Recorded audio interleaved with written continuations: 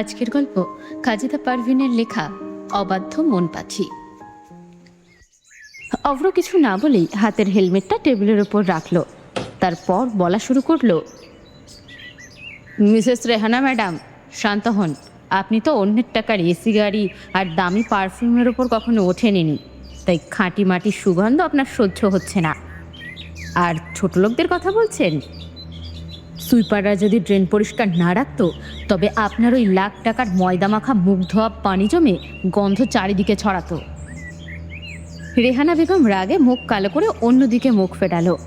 অভ্র আবারও বলল, আপনারা এখানে কেন এসেছেন আর ঘর ঢুকেছেন কিভাবে? তখন সোফায় বসে থাকা অভ্রর বাবা চশমাটা নাকের উপর ঠিক করে গম্ভীর গলায় বললেন, উচ্ছনে গেছো তুমি অভ্র। যাই হোক, ওসব বাদ দাও। যে কাজের জন্য তোমাকে পাঠানো হয়েছিল সেটা বলো। এতিমখানার পাশের ওই মাঠে ফ্যাক্টরি বানানোর কাজ শুরু করে দিয়েছো? ওই আবর্জনাগুলোকে লাথি মেরে বের করেছো ওখান থেকে? বাবার কথা শুনতেই অভ্রর চোখের সামনে ভেসে উঠল এতিমখানার ওই ছোট ছোট বাচ্চাগুলোর নিষ্পাপ আনন্দিত মুখগুলো, যারা একটু আগেই তাকে ভালোবেসে জড়িয়ে ধরেছিল, যার কাদামাখা শরীরে হাতও রেখেছিল।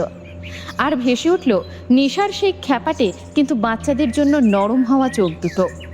অভ্রর চোয়াল শক্ত হয়ে গেল। সে তার বাবার দিকে তাকিয়ে সোজা গলায় বলল, না, আমি ওই কাজ শুরু করতে পারিনি, আর জীবনেও পারবো না। ওই মাঠের 1 ইঞ্চি মাটিতেও ফ্যাক্টরি তৈরির একটা ইটও পড়বে না। বাবা রেগে সোফা ছেড়ে দাঁড়িয়ে চিৎকার করে উঠলেন, কে বলছো তুমি অভ্র? কোটি টাকার প্রজেক্ট ওঠা, তুমি পারবে না মানে কি? অভ্র আর কোনো কথা বাড়ালো না। সে বাবার মুখের ওপর শান্ত গলায় বলল, আমি যা বলার একবারে বলে দিয়েছি। আপনার ক্ষমতা থাকলে আপনি করতে পারেন। ও আর হ্যাঁ, ওইখানে একটা খ্যাপাটে বুনো ষাঁড় আছে। আশা করি আপনি তো আমার থেকে ভালোই জানেন। আমি ফ্রেশ হতে যাচ্ছি, এসে যেন আপনাদের না দেখি। ভালো থাকবেন। এই বলেই সে নিজের রেইনকোটটা টেনে নিয়ে সিঁড়ির দিকে হাঁটা দিল।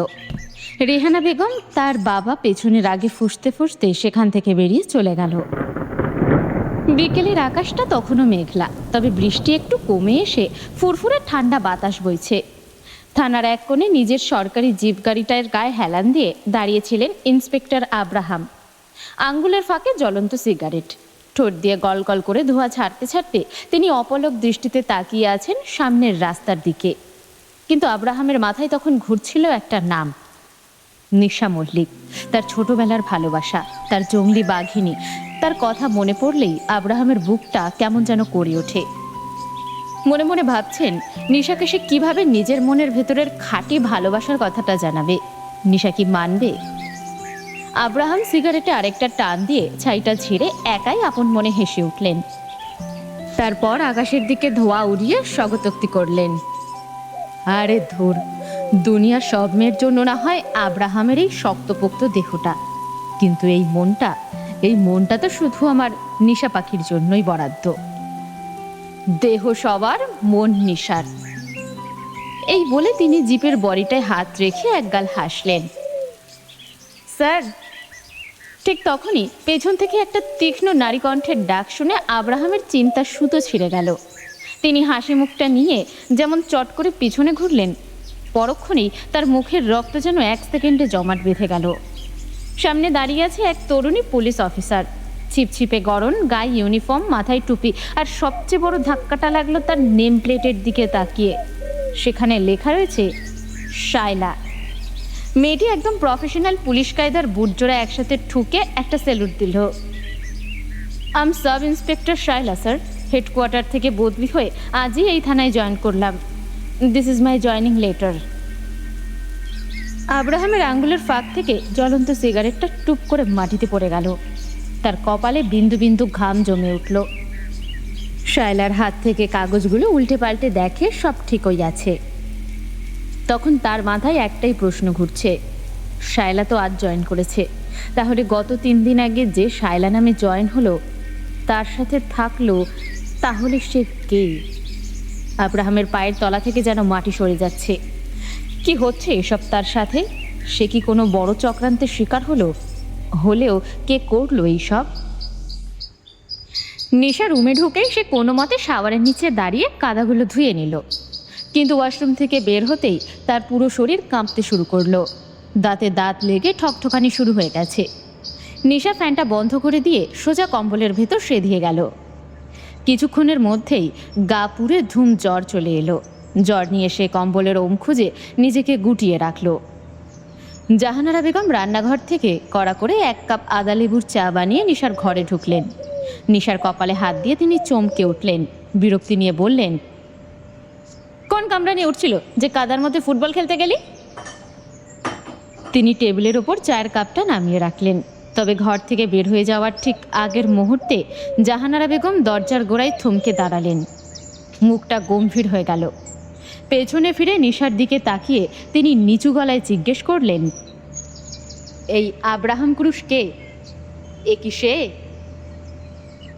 কম্বলের ভেতর থেকে চোখ দুটো কোনো মতে মিলল নিশা। জ্বরের ঘোরেও তার কণ্ঠস্বর শক্ত শোনালো। শুধু বলল, হ্যাঁ। তিনি আর কোনো কথা না বাড়িয়ে দীর্ঘশ্বাস ফেলে ঘর থেকে চলে গেলেন। কম্বলের পাশে রাখা নিশার ফোনটা ভাইব্রেট করে উঠল। জ্বরে কাঁপতে কাঁপতে নিশা ফোনটা হাতে নিয়ে স্ক্রিন অন করলো। আননোন নাম্বার থেকে একটা মেসেজ এসেছে। মেসেজটা ওপেন করতেই নিশার চোখের মনি দুটো সরু হয়ে গেল। সেখানে লেখা, হাই সুইট হার্ট। ও সরি, সুইট হার্ট না, বি শার্ট। শরীর ভালো তো? আমার মতো হাফ বয় মেয়েকে কে সুইট হার্ট বলবে? এও কি সম্ভব? না, এটা সম্ভব না। নিশ্চয়ই কেউ মজা করছে, কিন্তু এত সাহস কার আমার সাথে মজা করার? ফোনের দিকে তাকিয়ে দাঁত দিয়ে নখ কাটছে আর ভাবছে নিশা, হতে পারে কেউ ভুল করে দিয়েছে। এটা ভেবে ফোনটা রেখে দিতেই আবার আরেকটা মেসেজ আসে। তাড়াতাড়ি অন করে দেখে, ভুল করে নয়, তোমাকেই দিয়েছি পাখি। নিশা তাড়াতাড়ি এদিক ওদিক তাকায়। উঠে গিয়ে খাটের নিচ, আলমারি, দরজার পেছনে দেখে কেউ আছে কিনা। কাউকে না পেয়ে আবার ফোনের কাছে আসে। এবার সে রিপ্লাই করে, কে? কিন্তু তার মেসেজটা আর সেন্ড হয় না। নিশাকে ব্লক করে দিয়েছে। ওরে শালার শিয়ানা, আমার সাথে পিড়িত পিড়িত খেলতে আসো, আবার আমারই ব্লক করে দিলি। নিশাও সেই নাম্বার ব্লক করে দেয়। বিছানার উপর উপুর হয়ে শুয়ে পড়ে। কিছু একটা ভেবে ফোনটা আবার হাতে নেয় এবং সেই নাম্বার আনব্লক করে। নিশার চোখটা একটু ঘুমে লেগে গেছিল। রহিমার দরজা ধাক্কানোর শব্দে এক লাফে উঠে বসে। আপা, আপা, জমিদার সাহেব এসেছে, আপনারে খোঁজে। আসছি। নিশা বিরক্তি নিয়ে দরজা খুলে ঘর থেকে বেরিয়ে হাঁটা শুরু করে। পেছন থেকে ছোট্ট দুটো হাত তাকে জড়িয়ে ধরে। নিশার মুখে হাসি ফুটে ওঠে। রিতা আপু, আমাকে কোলে নাও। নিশা 2 হাত প্রসারিত করে রোদেলাকে কোলে নিয়ে তার ছোট্ট নরম গালে অনেকগুলো চুমা দিল। রোদেলা নিশার মুখটা তার ছোট্ট হাত দিয়ে ধরে রাখল। তাকে কোলে নিয়েই নিশা চলল ড্রয়িং রুমে। সোফার উপর বসা জমিদার সাহেব লাঠির উপর 2 হাত রেখে হাতের উপর কপাল রেখে বসে আছেন। নিশার আসার শব্দ পেয়ে মাথা তুললেন সে। নিশা এসে রোদেলাকে কোলে নিয়ে তার সামনাসামনি বসল। খুনির কোনো হদিশ পেয়েছো মা? দেখছি চাচা, খুব তাড়াতাড়ি পেয়ে যাব, তারপর আপনার হাতে তাকে তুলে দেব। একটু তাড়াতাড়ি দেখো মা, আমার ছেলের আত্মাটা যাতে একটু শান্তি পায়। কোনোদিনও পাবে না। কিছু বললে? না চাচা, বলেছি আপনি কোনো চিন্তাই করবেন না। আমার উপর দায়িত্ব দিয়েছেন, আমি সব সামলে নেব। আপনার ছেলের খুনিকে টানতে টানতে আপনার পায়ের কাছে এনে যদি না ফেলেছি, তো আমি নিশা চৌধুরীর নাম পাল্টে ফেলব। রোদেলা নিশার কোলে বসে শার্টের বোতাম ছেঁড়ার চেষ্টা করছিল। নিশা চৌধুরী নামক নতুন কথাটা শুনে সে একটু অবাক হয়ে নিশার দিকে তাকালো। নিতা চৌধুরী না, নিতা মল্লিক। নিশা তাড়াতাড়ি রোদেলার গাল চেপে ধরে। জমিদার বিষয়টা খেয়াল না করেই উঠে দাঁড়ালো। আজ তাহলে আসি?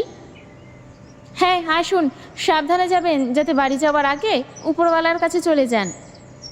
হ্যাঁ মানে বলছি সাবধানে যাবেন। আচ্ছা। জমিদার চলে যেতেই নিশা রোদেলার দিকে তাকায়। পাকনা বুড়ি, কবে তুমি হাসতে হাসতে তোমার কাঁচা হাতে আমাকে পাকা বাঁশ দিয়ে দিবে? বাত কি আপু? বাস হলো এক প্রকার শক্ত চকলেট। তাহলে আমি বাঁচবো, আমাকে মাছ এনে দাও। রোদিলার কান্না শুরু, সে বাস চকলেট খাবে। আমরা মাফ কর বাবা, আমার ভুল হয়েছে। আমি সবাইকে টাইট দেই আর আমি স্বয়ং এই পিচ্ছির কাছে টাইট হয়ে যাই। চুপ করো প্রিন্সেস, অনেক চকলেট এনে দিব। এখন দাও। আচ্ছা, তুমি তোমার আম্মুর কাছে যাও, আমি চকলেট নিয়ে আসি। রোদিলা তার কোল থেকে নেমে এক দৌড়ে চলে গেল। নিশাও বেরিয়ে গেল। একটি আধা ভেজা অন্ধকার বন্ধ ঘরে ছাদ থেকে ঝুলছে একটা মাত্র পাওয়ারের বাল্ব। বাল থেকে আসা আবছা হলদেটে আলো এসে পড়েছে ঘরের ঠিক মাঝখানে। সেখানে একটা কাঠের শক্ত চেয়ারের সাথে দড়ি দিয়ে বাঁধা মধ্যবয়সী লোক। শার্ট ছেঁড়া, নাক মুখ দিয়ে তাজা রক্ত গড়িয়ে পড়ছে মেঝেতে। রক্তের দাগগুলো স্পষ্ট হয়ে উঠেছে হলদে আলোয়। তার ঠিক মুখোমুখি একটা অন্ধকারে ছায়ায় বসে আছে একজন। আলোর বিপরীতে থাকায় তার মুখটা দেখা যাচ্ছে না। সেই মুখ ঢাকা লোকটি টেবিলের উপর একটা ধারালো ছুরির ফলা দিয়ে আঘাত করতে করতে জিজ্ঞেস করল, শেষবার জিজ্ঞেস করছি, মিস্টার আসিফ ইব্রাহিম কোথায় আছে? চেয়ারে বাঁধা লোকটা ব্যথায় কোঁকাতে কোঁকাতে মাথা নেড়ে বলল, আমি জানি না, খোদার কসম, আমি ওনার ব্যাপারে কিচ্ছু জানি না। অন্ধকারে বসে থাকা লোকটার ঠোঁটের কোণে হাসি ফুটে উঠল। সে চেয়ার ছেড়ে উঠে দাঁড়ালো। তার চামড়ার চাবুকটা দিয়ে সজোরে আঘাত করতে লাগলো লোকটার বুকে আর পিঠে। চাবুকের প্রতিটা আঘাতে লোকটার চামড়া ফেটে রক্ত ছিটকে আসছিল। তারপর জ্বলন্ত সিগারেটের আগুন লোকটার ক্ষতের উপর চেপে ধরল।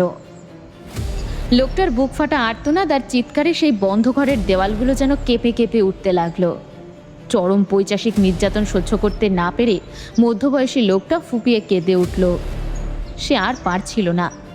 ভাঙা গলায় রক্তের লালা মুখে নিয়ে চিৎকার করে বলল,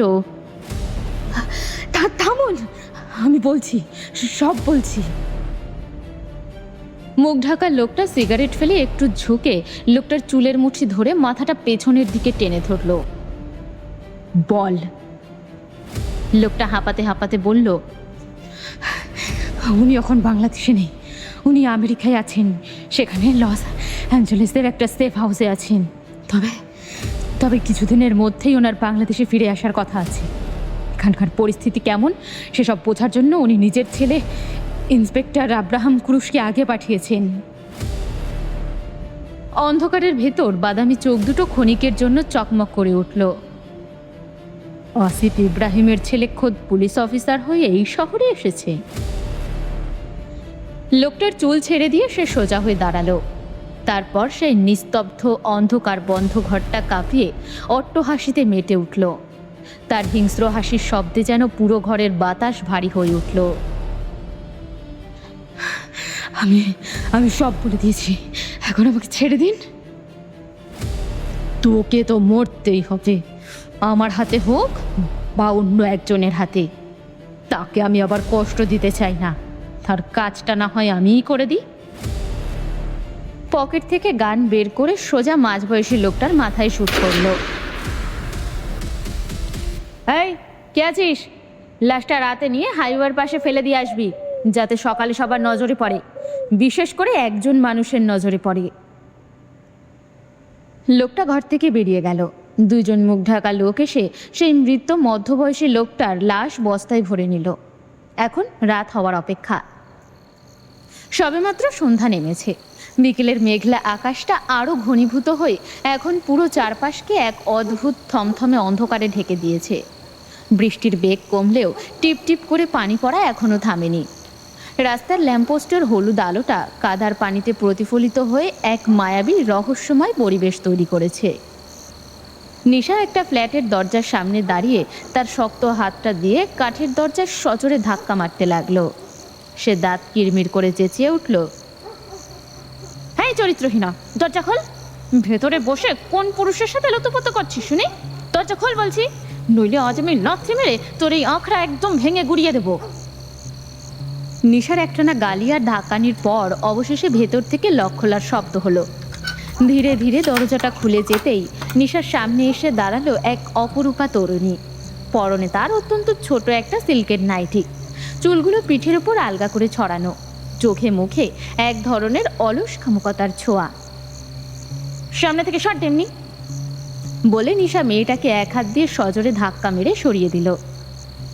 মেয়েটা টাল সামলাতে না পেরে দরজার পাশে দেওয়ালে গিয়ে ঠেকল। নিশা গট গট পায়ে ভেতরে ঢুকে লিভিং রুমের সোফাটায় পা তুলে দিয়ে বসল। তারপর মেয়েটার ওপর নিচ করা ছোট পোশাকটার দিকে এক পলক তাকিয়ে বলল, কিরে, সবে মাত্র তো সন্ধ্যা হলো, এখন তো রাতটা ভালো করে নামতেই পারলো না, এর মধ্যে তুই একদম ড্রেস আপে রেডি? লজ্জা করে না তোর? দিন রাত এত এত পুরুষের বিছানায় যাস, একটুও ঘেন্না লাগে না নিজের উপর?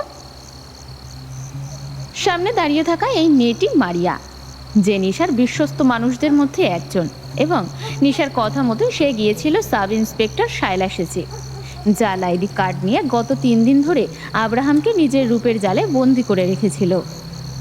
আর আজ দুপুরে সেই ভিডিওটা করে নিশার কাছে মারিয়া পাঠিয়েছে। নিশার বড় বড় অপমানেও মারিয়ার মুখে লজ্জার কোনো রেখা ফুটল না, উল্টো সে তার লাল টুকটুকে ঠোঁটজোড়া বাঁকিয়ে খিলখিল করে শব্দ করে হাসল। সে হেঁটে গিয়ে টেবিলের উপর থেকে একটা জুসের গ্লাস তুলে চুমুক দিল।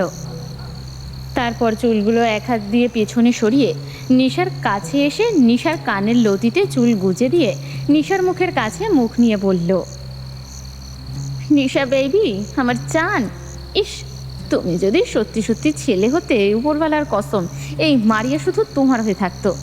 যাই হোক, তুমি তো শুধু মানুষের হাড়গোড় ভাঙতেই জানো, তাই পুরুষ মানুষের আসল মনস্তত্ত্বটা কোনোদিনই বুঝলে না। তোমার কাছে যেটা চরিত্রহীনতা বা ঘেন্না, আমার কাছে সেটা একটা খাঁটি শিল্প।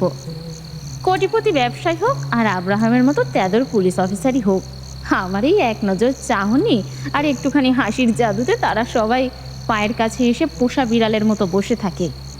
পুরুষ মানুষকে নিজের আঙ্গুলের ইশারায় নাচানোটা সবার ভাগ্যে থাকে না বেবি, এটা একটা আর্ট যা আমি খুব ভালোই পারি।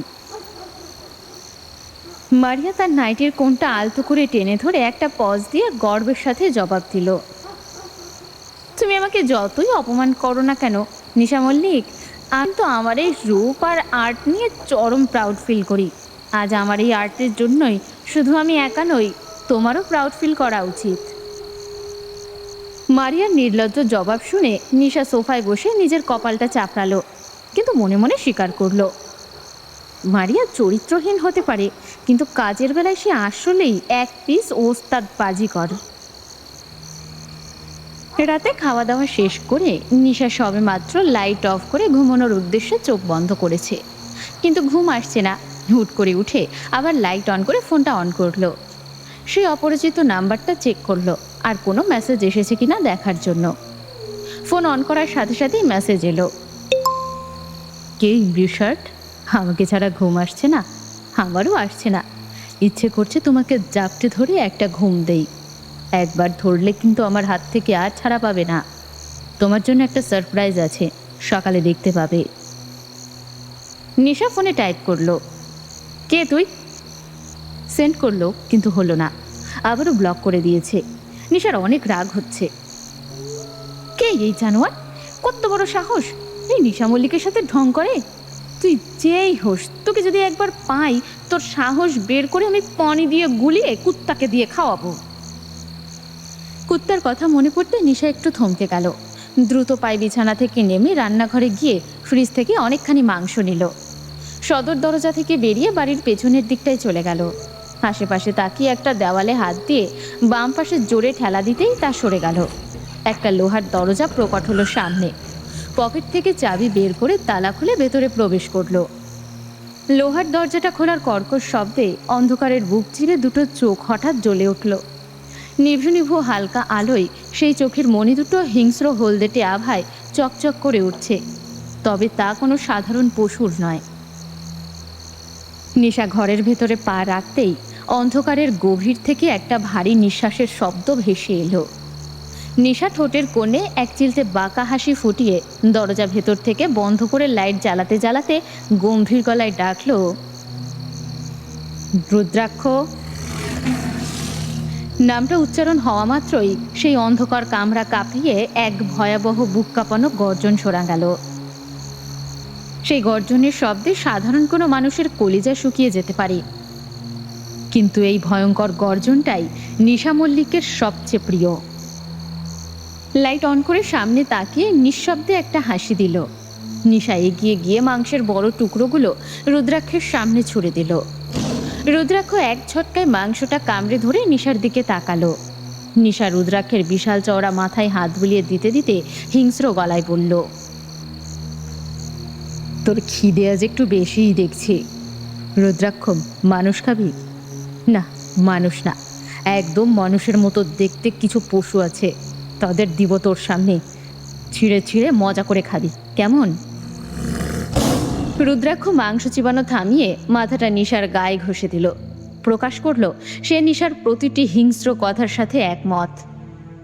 5 বছর আগে সুন্দরবনের কোলঘেঁষা প্রত্যন্ত অঞ্চলে এক শিকারী চক্রের আস্তানার খোঁজ পেয়েছিল নিশা। কোনো এক অদ্ভুত উদ্দেশ্যে নিশা সেখানে এক হানা দেয়। সেই শীতের রাতেই শিকারীরা সুন্দরবনের গভীর জঙ্গল থেকে একটা বাঘের বাচ্চাকে ধরে এনেছিল। বাঘের বাচ্চা হলেও তার খাঁচায় বন্দি থাকার ছটফটানি আর হিংস্র চোখ দুটো নিশার মন কেড়ে নেয়। কিন্তু সেই রাতেই একদল কোঁতকাধারী স্থানীয় মানুষ আর শিকারীদের মধ্যে ঝামেলা বাঁধে। চারিদিকে তখন মারামারি, চিৎকার, ঠিক সেই বিশৃঙ্খলার সুযোগ নেয় নিশা। কেউ যখন নিজের প্রাণ বাঁচাতে ব্যস্ত, তখন নিশা একটা ধারালো ছুরি দিয়ে খাঁচার দড়ি আর তালা ভাঙার চেষ্টা করে। ঠিক তখনই একটা চিতাবাঘের মতো ক্ষিপ্রতায় সে বাঘের বাচ্চাটাকে নিজের চাদরে পেঁচিয়ে নেয়। মাত্র কয়েক মাস বয়সী বাচ্চা হলেও সে তখন কামড়াতে আসছিল। নিশা তার চোখে চোখ রেখে সেদিন ফিসফিস করে বলেছিল, একদম চুপ করে শুয়ে থাক। সেই রাতে পুলিশ আর শিকারী উভয়ের চোখ ফাঁকি দিয়ে নিশা বাচ্চাটাকে লুকিয়ে শহরে নিজের বাড়িতে নিয়ে আসে। বাড়ির পেছনের এই পরিত্যক্ত গোপন ঘরটাকে সে নতুন করে তৈরি করে, কেউ যাতে টের না পায় সেজন্য রাতের পর রাত একা হাতে খাটাখাটনি করে এই মেকশিফট লোহার দরজা আর দেওয়ালের গোপন লক সিস্টেম বানায় সে। গত 5 বছরে এই 4 দেওয়ালের অন্ধকারে নিশার যত্নেই সেই ছোট্ট বাচ্চাটা আজ এক বিশাল ভয়ঙ্কর রুদ্রাক্ষ হয়ে পরিণত হয়েছে। দিনের আলো সে কখনো দেখেনি, বাইরের আকাশ কেমন তাও সে জানে না। তার কাছে পৃথিবী মানেই এই অন্ধকার ঘর, আর তার একমাত্র আপনজন মানেই এই নিশা। রাত পেরিয়ে ভোর হতে চলল। আব্রাহামের চোখে ঘুম নেই, তার মস্তিষ্ক জুড়ে একটাই প্রশ্ন, 3 দিন আগের সেই মেয়েটাকে কি উদ্দেশ্য ছিল তার?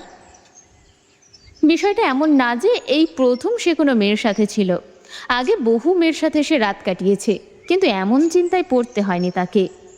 এই মেয়ে এলো, তাও নকল পরিচয়, আবার চলেও গেল। মাথা প্রায় পাগল হয়ে যাওয়ার মতো অবস্থা তার। চিন্তার পারদ যখন আর সহ্য হচ্ছিল না, আব্রাহাম দীর্ঘশ্বাস ফেলে ঘরের কোণে রাখা ভারী কাঠের আলমারিটার দিকে এগিয়ে গেল। চাবি ঘুরিয়ে পাল্লাটা খুলতেই ভেতরে সারিবদ্ধ দামি মদের বোতলের মাঝখান থেকে সে বের করে আনলো তার সবচেয়ে পছন্দের ম্যাকালানের একটা ক্লাসিক বোতল। এই স্কচ হুইস্কির কড়া স্বাদটাই এখন তার এই উত্তপ্ত মস্তিষ্ককে শান্ত করতে পারে। টেবিলের ওপর ক্রিস্টালের একটা ভারী গ্লাস রাখলো সে। বোতলের ছিপিটা খুলতেই হুইস্কির সেই চেনা করা সুবাস পুরো ঘরে ছড়িয়ে পড়ল। আব্রাহাম নিখুঁত মাপে কিছুটা লিকুইড ঢেলে নিল গ্লাসে। গ্লাসের ভেতরে বরফের টুকরোগুলো গ্লাসে ছাড়তেই একটা মৃদু শব্দ হলো। হুইস্কির সোনালি রঙের মাঝে বরফ খণ্ডগুলো ধীরে ধীরে গলতে শুরু করলো। গ্লাসটা হাতে তুলে নিয়ে আব্রাহাম জানালার দিকে এগিয়ে গেল। বাইরে তখন ঘুটঘুটে অন্ধকার। সে গ্লাসে আলতো করে একটা চুমুক দিল। বরফ ঠান্ডা করা তরলটা গলা দিয়ে নেমে যেতেই তার ক্লান্তিক্লিষ্ট চোখ দুটো ক্ষণিকের জন্য বুজে এলো। এই এক এক চুমুকেই যেন সে তার মাথার ভেতরে চেপে বসা বিশাল চিন্তার বোঝাটাকে কিছুটা হালকা করার চেষ্টা করছে। আব্রাহামের ঘরের দরজা খোলাই ছিল। এই ফ্ল্যাটে সে একাই থাকত। দরজার ওপাশ থেকে আব্রাহামের উন্মুক্ত পিঠের উপর দৃষ্টি রেখেছে একজন। আব্রাহামের পরনে কোনো শার্ট নেই, সম্পূর্ণ উন্মুক্ত সুগঠিত শরীর, চওড়া বুক আর 6 প্যাক ঘরের হালকা আলো ছায়ার খেলায় আরও বেশি আকর্ষণীয় দেখাচ্ছে। বুকের বাম পাশ থেকে শুরু করে কাঁধ অবধি নেমে যাওয়া একটা ট্যাটু তার অবয়বকে আরও 10 গুণ বাড়িয়ে দিয়েছে। ডান হাতের আঙ্গুলগুলোর ফাঁকে আলতো করে ধরা ক্রিস্টালের গ্লাসটা, তার সুদীর্ঘ শক্ত আঙ্গুলের খাঁজায় সোনালি ম্যাকালান আর বরফের টুকরোগুলো একজনের নজর কাটছে। আব্রাহামের চুলগুলো কিছুটা উস্কো খুস্কো, দুই একটা গোছা কপালে এসে পড়েছে। ধারালো চোয়াল আর হালকা ট্রিম করা দাড়ি তাকে ভীষণভাবে টানছে আব্রাহামের কাছে। পেছনে কারো ছায়া দেখে আব্রাহাম ঘুরে তাকালো। আব্রাহাম কণ্ঠে কিছুটা অবাক সুর নিয়ে ডাকলো, রূপা ভাবি, আপনি এই সময় এখানে? বাড়ি যাননি? দরজার আড়াল থেকে ধীর পায়ে বেরিয়ে এলো রূপা। রূপা আব্রাহামের ফ্ল্যাটের কাজের মহিলা, বয়সে আব্রাহামের থেকে বড়। তার পরনে সাধারণ সুতির শাড়ি, ঠোঁটে গাঢ় লিপস্টিক, হাতে কয়েকটা কাচের চুড়ি আর মুখে হালকা মেকআপ। আব্রাহামের দিকে তাকিয়ে সে আলতো হাসে বলল, না স্যার, আজ আর বাড়ি যাইনি। আব্রাহামের গলার স্বর কিছুটা নরম হয়ে এলো। সে হাতে থাকা ম্যাকালানের গ্লাসটা টেবিলের ওপর রেখে ধীর পায়ে রূপার দিকে এগিয়ে যেতে লাগলো। রূপাও নড়ল না। তার চোখের চাহনিতে আব্রাহামের প্রতি এক অদ্ভুত আকুলতা ফুটে উঠল। দুজনের মাঝে দূরত্ব ক্রমশ কমতে থাকলো। রূপা তার দিকে তাকিয়ে এক পা এগিয়ে এলো, যেন সে আব্রাহামের ওই আকর্ষণীয় ব্যক্তিত্বে নিজেকে বিলিয়ে দিতে চাইছে। আব্রাহামের বলিষ্ঠ হাত দুটো আসমানের কাঁধে স্পর্শ করতেই রূপা মৃদু কেঁপে উঠল। আব্রাহাম রূপার একদম কানের কাছে মুখ নামিয়ে আনলো।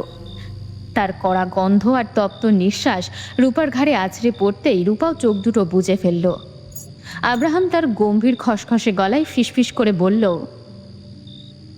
আজকে যে বড্ড অসময় চলে এলেন ভাবি, তাও আবার বাড়িতে কেউ নেই বলে। অন্য কোনো খিদে মেটাতে আসনি তো? রূপা আলতো করে আব্রাহামের খালি চওড়া বুকে হাত রাখল। শক্ত পেশির নিচে আব্রাহামের হৃদস্পন্দনের গতি তখন চরচর করে বাড়ছে। রূপা ঠোঁট কামড়ে একটু বাঁকা হেসে নিচু স্বরে বলল, আপনি তো সবাই বোঝেন, এই বুনো শরীরটা নিয়ে যখন এভাবে সামনে দাঁড়িয়ে থাকেন, তখন কোনো ভদ্র মেয়ে ছেলে নিজেকে ঠিক রাখতে পারে? আমার খিদেটা যে আজ কতটা, সেটা তো আপনি ভালো করেই জানেন। আব্রাহাম রূপার কোমরে হাত গলিয়ে তাকে এক ঝটকায় নিজের আরও কাছে টেনে নিল। দুজনের শরীরের মাঝে তখন সুতোর ব্যবধানও যেন অসহ্য ঠেকছে। আব্রাহাম রূপার ঠোঁটের খুব কাছে গিয়ে কামুক গলায় বলল, তাহলে রাজরাতে আর কোনো ভদ্রতার মুখোশ থাকবে না। তোমাকে একদম ছিঁড়ে খুঁড়ে শেষ করে দেব আজ। সামলাতে পারবে তো? রূপা তার দুহাতে আব্রাহামের গলা জড়িয়ে ধরে ফিসফিসিয়ে বলল, তোমাকে সামলাতেই তো এই রাত অবধি থাকা। যা করার তাড়াতাড়ি করো, আর সহ্য হচ্ছে না। বাইরে ঘুটঘুটে অন্ধকার, আর এক বন্ধ ফ্ল্যাটের একদম কোণার ঘরটিতে দুই নির্লজ্জের বেহায়া কর্মের মধ্যে দিয়ে সেদিনের রাতটা শেষ হয়। সকালের সূর্য ওঠার সাথে সাথে মানুষের আনাগোনা শুরু হলো। সেই সাথে হাইওয়ের পাশে ফেলে রাখা অজ্ঞাত এক লোকের লাশের খবরও ছড়িয়ে পড়েছে। চারপাশে লোকের ভিড়, কিছুক্ষণের মধ্যেই পুলিশ আসবে। পুলিশের আগে নিশা দলবল নিয়ে হাজির। মৃত ব্যক্তির মুখ দেখেই নিশার মাথার ভেতর কেমন যেন করে উঠল। খুব পরিচিত মুখ, কিন্তু কিছুতেই মনে করতে পারছে না। উফ, কি অসহ্যকর অনুভূতি। চন্দন পাশ থেকে বলে উঠল, দেখুন বস, লোকটার সারা শরীরে ক্ষত, দেখে মনে হচ্ছে অনেক অত্যাচার করে মারা হয়েছে। নিশা এবার তার মুখ থেকে নজর সরিয়ে শরীরের দিকে তাকালো। সত্যিই তো, এর এই অবস্থা কে করলো? কিছুক্ষণের মধ্যেই আব্রাহাম পুরো ফোর্স নিয়ে এসে সেখান থেকে সব মানুষদের সরিয়ে দিল। সে এতক্ষণে মৃত ব্যক্তির মুখ দেখে নাই। বরাবরের মতো নিশার ওপরই তার নজর। নিশার চিবুকের মাঝ বরাবর একটা লাল দাগ আছে, যা আব্রাহামকে খুব টানে। আপনাকে সরে যাওয়ার জন্য কি আলাদা করে বলতে হবে ম্যাম? আপনি একটু সরে দাঁড়ালে আমাদের ইনভেস্টিগেশন করতে সুবিধা হতো। কি বা আবার ইনভেস্টিগেশন করবেন? জানা আছে, মোল্লাদ্দৌর মসজিদ পর্যন্ত, আর পুলিশের তোর টাকার বান্ডেল পর্যন্ত। নিশার কথা শেষ হওয়ার আগেই আব্রাহাম লাশের দিকে তাকিয়ে চুপ হয়ে গেছে। বিষয়টা নিশার নজর এড়াল না। আব্রাহামকে এমন চুপ হয়ে যেতে দেখে নিশা আবারও জিজ্ঞেস করে, চিনেন নাকি ওনাকে? আব্রাহাম আবার স্বাভাবিক হয়ে বলে, না। কিন্তু নিশার শিকারী চোখ তা মানতে পারল না। নিশা আর কিছু না বলে সেখান থেকে চলে গেল। নিশা চোখের আড়াল হতেই আব্রাহাম মেন স্পট থেকে সরে একটু দূরে গিয়ে পকেট থেকে ফোন বের করলো। আশেপাশে তাকিয়ে একটা নাম্বারে ডায়াল করলো। ড্যাড, জাহিদ আঙ্কেলকে কেউ মেরে দিয়েছে, সকালে হাইওয়ের উপর লাশ পাওয়া গেছে। তারপর ফোন কেটে আবারও সেখান থেকে চলে গেল। সে চলে যাওয়ার সাথে সাথে গাছের পেছন থেকে বের হলো নিশা। উপরওয়ালার ডাক যখন প্রায় দোরগোড়ায় চলে আসে, মানুষ তখন পদে পদে ভুল করতে থাকে। জাহিদ, মিস্টার আসিফ ইব্রাহিমের গন্ধযুক্ত বাম হাত, তার সকল পাপের 30% অংশীদার, তার বিশ্বস্ত সহকারী জাহিদ নওশাদ রাস্তার উপর লাশ পড়ে আছে। কিন্তু কে মারলো? আমার শিকার কে নিল? যেই মারো না কেন, কাজটা একদম ঠিক করো নাই। নিশার শিকার নিশা নিজে করবে, অন্য কেউ এসে তার ভাগ বসাবে তা আমার একদম পছন্দ না। আব্রাহামের কপালে চিন্তার ছাপ। 3টা খুনের খুনির এখনো কোনো হদিশ পাওয়া গেল না। এর মধ্যে আবার জাহিদ আঙ্কেল খুন হলো। কি করবে কিছুই বুঝতে পারছে না, সব কিছু যেন তার গুলিয়ে যাচ্ছে। বারবার লাশের দিকে তাকাচ্ছে আর তার শরীরে থাকা ক্ষতগুলোর দিকে চোখ বোলাচ্ছে। লাশের চারপাশটা ক্রাইম সিন টেপ দিয়ে ঘেরা। ব্যারিকেডের ওপাশে এসে থামলো 3টা বাইক। রাস্তা ব্লক থাকায় পুলিশ কনস্টেবলরা তাদের আটকে দিয়েছে। বাইক থেকে নামলো অভ্র রায়ান, পেছনে সোহান আর ঈশান। অভ্র মাথার হেলমেটটা খুলে তা হাতে নিয়ে সামনে এগিয়ে এলো। পরনে কুচকুচে কালো লেদার জ্যাকেট, কালো প্যান্ট, পায়ে হাই বুট। অভ্রকে এভাবে এগিয়ে আসতে দেখে আব্রাহাম নিজেই চিন্তার জগৎ থেকে বের হয়ে এলেন। প্রথম দেখায় অভ্রকে চিনতে পারে আব্রাহাম। সে যতটুকু জানে, এই ছেলেটা নেশার শত্রু, আর নেশার শত্রু তার কাজে আসতে পারে ভেবে তিনি এক পা এগিয়ে ডান হাতটা বাড়িয়ে দিলেন। নিজের গম্ভীর গলায় পরিচয় দিলেন, আমি ইন্সপেক্টর আব্রাহাম ক্রুশ। কিন্তু অভ্র করমর্দনের জন্য এক চুলো হাত বাড়ালো না। সে অত্যন্ত উদাসীন আর শীতল চোখে একবার আব্রাহামের বাড়িয়ে রাখা খালি হাতটার দিকে তাকালো। তারপর সোজা আব্রাহামের চোখের দিকে তাকিয়ে গম্ভীর গলায় বলল, আমাদের যেতে দিন। অভ্রের দেমাগ দেখে আব্রাহাম অবাক হলো। পুলিশ অফিসারের বাড়িয়ে দেওয়া হাত এভাবে প্রত্যাখ্যান করায় আব্রাহামের ভেতরে ইগোতে প্রচণ্ড আঘাত লাগলো। রাগে তার চোয়াল শক্ত হয়ে গেল। তিনি হাতটা নামিয়ে নিয়ে বললেন, অন্য পথে যান, এই পথে মার্ডার ইনভেস্টিগেশন চলছে, কোনো সাধারণ পাবলিকের যাওয়া যাবে না। অভ্র আর একটা কথাও বাড়ালো না। অবজ্ঞার একটা ছোট্ট হাসি ঠোঁটের কোণে ফুটিয়ে সে পেছনে ঘুরে নিজের বাইকের দিকে চলে গেল। আব্রাহাম ভাবল অভ্র ভয় পেয়ে অন্য পথে যাচ্ছে। বিষয়টা ভেবে তার একটু হাসিই পেল। অভ্র বাইকে উঠে স্টার্ট দিল। তারপর ঈশান আর সোহানকে চোখের ইশারা করতেই 3টে বাইকের ইঞ্জিন একসাথে গর্জে উঠল। আব্রাহাম কিছু বুঝে ওঠার আগেই অভ্র পুলিশের ব্যারিকেডকে তোয়াক্কা না করে বাইকটা এক চাকার উপর তুলে প্রচণ্ড গতিতে একটা টান দিল। পুলিশের ব্যারিকেড ভেঙে নিষিদ্ধ পথ দিয়ে চোখের পলকে বেরিয়ে গেল। তার পেছন পেছন ঈশান আর সোহানও ঝড় তুলে চলে গেল। রাস্তায় শুধু রয়ে গেল বাইকের টায়ারের পোড়া দাগ আর ধোয়া। হতভম্ব আব্রাহাম রাগে চিৎকার করে 2 হাত মুষ্টিবদ্ধ করে গর্জে উঠলেন, স্টপ! বাকি পুলিশেরা হাঁ করে তাকিয়ে আছে। রতন ছুটে এসে আব্রাহামের কাছে দাঁড়ালো। স্যার, পিছু করবো ওদের? বলদের মতো কথা বলো না। স্পিড দেখেছো ওদের? পিছু করলে তুমি ধরতে পারবা? যাও, নিজের কাজ ভালো মতো করো। রতন চুপ হয়ে গেল। দিনের বেলা একটা টিন আর কাঠের সংমিশ্রণে গড়া একটা ঘরের ভিতর অন্ধকার আর দম বন্ধ করা পরিবেশ। সেই ঘরের ভেতর থেকে ভেসে আসছে ভাঙচুরের শব্দ আর এক নারীর বুক ফাটা আর্তনাদ। বাইরে বৃষ্টি ছিল না, আবার রোদও ছিল না। স্যাঁতস্যাঁতে একটা পরিবেশে একটা ঘরের ভেতর পৈশাচিকতা। ঘরের মেঝেতে ছড়িয়ে ছিটিয়ে আছে ভাঙা কাচের টুকরো আর উল্টে যাওয়া হাঁড়ি পাতিল। ঘরের কোণে দেওয়ালে পিঠ ঠেকিয়ে মাটিতে বসে আছে এক অসহায় নারী। তার চোখের নিচে কালশিটে দাগ, ঠোঁটের কোণ ফেটে রক্ত গড়াচ্ছে, আর পুরো শরীর ভয় কাঁপছে। তার সামনে পশুর মতো হিংস্র চেহারায় দাঁড়িয়ে আছে তার স্বামী রাব্বি হোসেন। লোকটার চোখ দুটো রাগে লাল, পুরো শরীর রাগে কাঁপছে। লোকটা কোনো কথা না শুনে হুট করে সাথীর চুলের মুঠি খপ করে ধরে ওপরে টেনে তুলল। আল্লাহ তোহাই লাগে, আমার আর মেরো না, আমি তো কোনো দোষ করি নাই। আমার বাপ গরিব, এত টাকা কোথায় পাবে? সাথী 2 হাত জোর করে তীব্র যন্ত্রণায় ফুঁপিয়ে কেঁদে উঠল, কিন্তু তার স্বামীর ভেতরে দয়ার কোনো লেশ মাত্র নেই।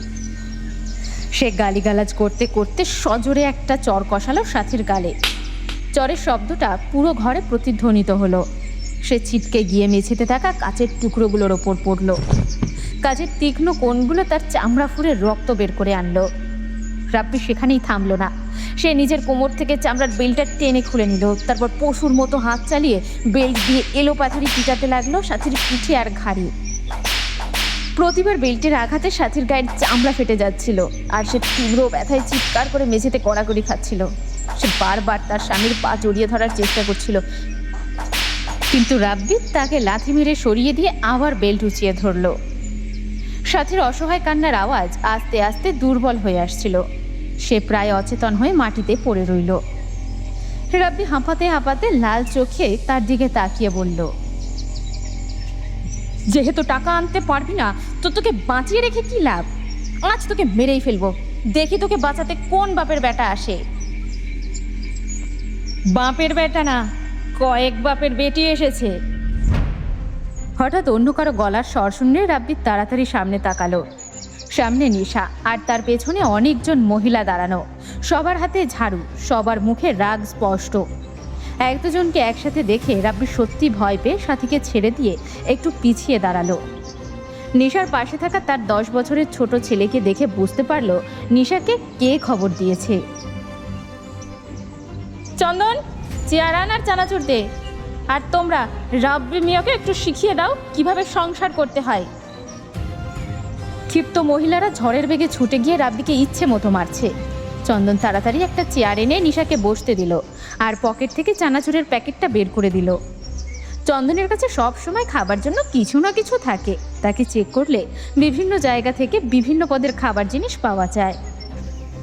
নিশা চেয়ারে বসে চানাচুরের প্যাকেটের উপর লেগে থাকা ঘাম দেখে নাক সিটকায়। সরা ওটা, তুই খা। বাঁধন, পাশের দোকান থেকে কিছু নিয়ে আয় তো, খুব ক্ষুধা পেয়েছে। নিশা চেয়ারের উপর বসে আছে আর সামনে মার খেতে থাকা রাব্বির চিৎকার শুনছে। সাথীর শরীর অবশ ছিল, কিন্তু তার সামনে তার স্বামী মার খাচ্ছে এটা দেখে সে সহ্য করতে পারছে না। সাথী কোনো মতে উঠে এসে নিশার পায়ে পড়ল। নিশা পা সরিয়ে নিল। আরে করছো কি? ছাড়ো। আপা, ওনারে ছেড়ে দেন, ওনার খুব কষ্ট হচ্ছে, ছেড়ে দেন ওনাকে আপা। নিশা অবাক হয়ে তাকে জিজ্ঞেস করলো, যে তোমাকে এত মারলো তুমি তার জন্য আমার পায়ে পড়ছো? উনি ছাড়া আমার আর কেউ নেই আপা, আমি অনেক ভালোবাসি ওনাকে, উনিই আমার সব। এটা বলেই সাথে দৌড়ে গিয়ে সবাইকে ঠেলে সরিয়ে দিয়ে নিচে পড়ে থাকা রাব্বির মাথাটা তুলে নিজের কোলে নিল। অনেক ব্যথা পাইছেন? কোথায় ব্যথা পাইছেন? কেউ মারবেন না ওনাকে, বলেই তার মাথাটা নিজের বুকের সাথে জড়িয়ে ধরে কান্না করে দিল। নিশা এখনো অবাক হয়ে তাকে দেখছে।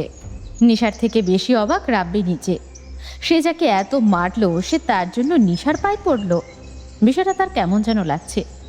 ভেতরে ভেতরে নিজের প্রতি রাগ আর অনুশোচনা তাকে ঘিরে ধরেছে। রাব্বি নিজেও কান্না করে দিল। নিশা এবার বসা থেকে উঠে দাঁড়ালো। বাকি মহিলারা সরে দাঁড়ালো। নিশা সাথীর কাছে গিয়ে আলতো হাতে তাকে ধরে উঠে দাঁড় করালো। সাথী রাব্বিকে ছেড়ে উঠতে চাইল না, কিন্তু নিশা তাকে ইশারায় শান্ত হতে বলে। তখনও সাথীর মুখে একই কথা, দয়া করে মারবেন না ওনাকে। নিশা রাব্বির দিকে তাকায়। এতজন একসাথে মারায় তার নাক থেকে রক্ত বার হয়ে গেছে, শরীরে ছোপ ছোপ দাগ পড়ে গেছে।